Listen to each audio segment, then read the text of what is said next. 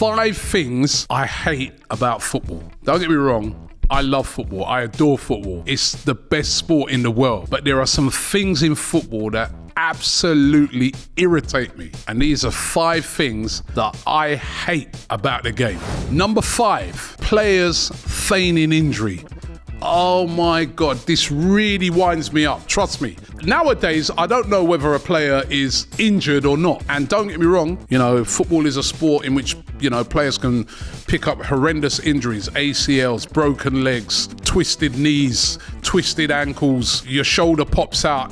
We've seen all these sort of injuries and they're absolutely horrible. So to any player that suffered them type of injuries, my sympathy goes with you. But you've got other players that they're foul, they roll around on the ground. You see them doing this thing lately, I don't know if you've seen it, where they're on the ground and they're tapping the floor like this, or they've got their foot out and they're kicking the floor, and then the referee comes and says, oh, you're all right, and he blows the whistle, he says, right, trainers come on, all of a sudden they jump up and they run off again. They're all right to play. Now, I know one thing, when you're properly injured, you ain't got no time to be hitting no floor and that because you're in agony. Trust me, some of these players, they make it so difficult for the referee and it just winds me up. The feigning of injury has to stop. That's one thing that really winds me up in football. Number 4, time wasting. Time wasting. It is so frustrating, the time that is wasted in games. The way these players, every minute they go down, they take ages to take a throw in, the goalkeeper takes ages to take a goal kick. Every little time they're just touched, they're on the floor, they're complaining, they're moaning. What about the game of football? We've come to see 90 minutes of football. I was watching the other day, and it's got to be one of the worst examples of time wasting I have ever seen was the Europa League final, which had a Jose Mourinho team in Roma. He specialises in this sort of stuff, right? And Sevilla playing. And the amount of time wasting and play acting and complaining to the referee, it was absolutely ridiculous. It spoiled the actual game. There was another game that I was at when Arsenal played Newcastle at the Emirates Stadium earlier on this season. I've got it written down here. The ball was in play for 51 minutes and 9 seconds. I paid for a 90-minute game. Number 3, how VAR has spoilt goal celebrations. It's spoiling it for both the fans and players as well. Now listen, I want to make it clear.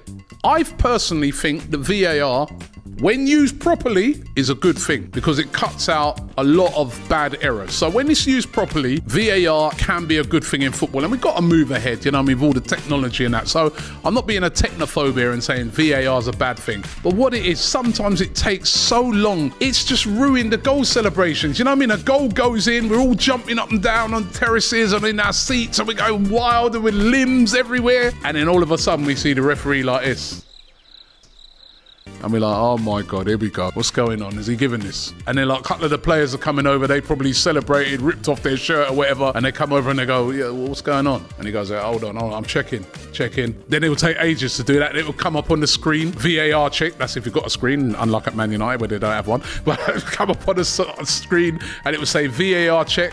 And then you've got to wait and wait and wait and wait until you get a decision.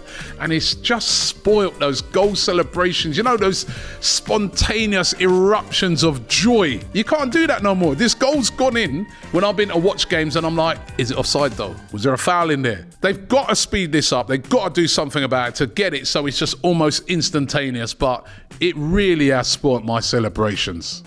Number 2, it's got to be diving. Yeah, diving. I hate players that dive. I don't even care if they're on my team. I don't like players that dive. All right, I'll be shameless sometimes and still take the, celebrate when that penalty's been kicked in but I don't like it.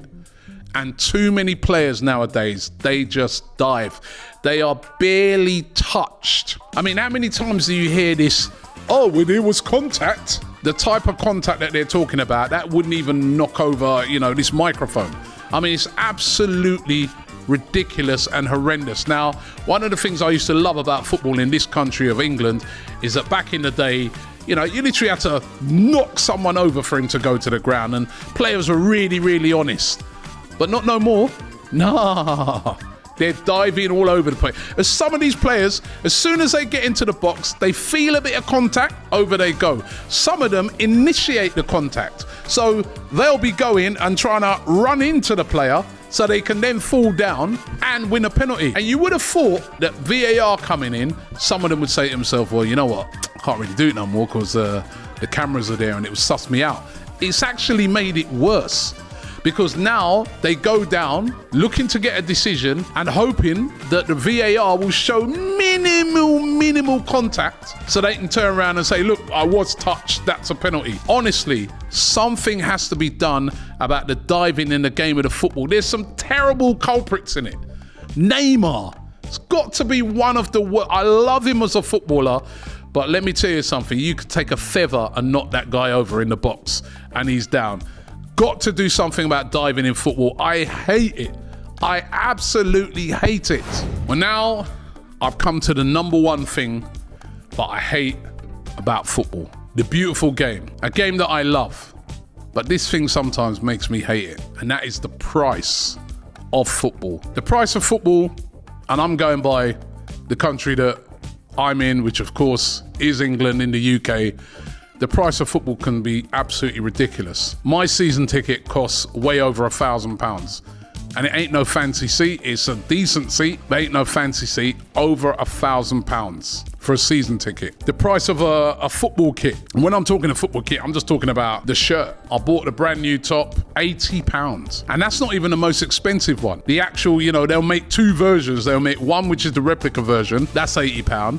They'll make another one, which is the match day kit, which is over £100 for a football shirt. Not content with that, what all these football teams do now is they have free shirts. Back in the day, it'd be like one shirt or maybe, then it went up to two shirts. You used to have a home and away shirt.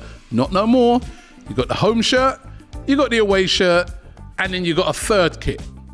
A third kit, which in the case of Arsenal, which I'm going to go by from last season, they wore their third kit twice. All these teams as well have got really smart recently. What they've done is, as well as bringing out free kits, every month they drop a new training top. And a training top here, training top there, training top there. And if you've got kids like I do, Dad, I ain't got that training top yet. Can I get that one? And can I get that one? They are so smart. If you go to a game of football, as I said, expensive to go in. If you're watching it on TV, the price of your subscriptions through the roof. And remember, got to get Sky, got to get BT Sport, you got to get Amazon. It's crazy how much money. And the thing about it, I feel that something has to be done because it's putting off youngsters from going to football. How many times do you go to football now and most of the people in the game are sort of my age or 30, 40, 50 sort of... Where's the youngsters? When I first started going to football, it was loads and loads of teenagers, but now a lot of them can't afford it. If you're just left school, where are you going to get £80 for a ticket if Arsenal playing Man City? If you go to college, the price of football has just gone through the absolute roof. And something has to be done about it. It's too expensive. We love the game.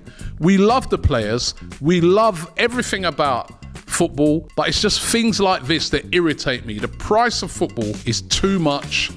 Has to be more reasonable for the fans. Because without the fans, as we saw during COVID, football is not the same. So stop pricing them out. So there you have it, the 5 things I hate about football. And as I said, I love the game, but these 5 things really irritate me.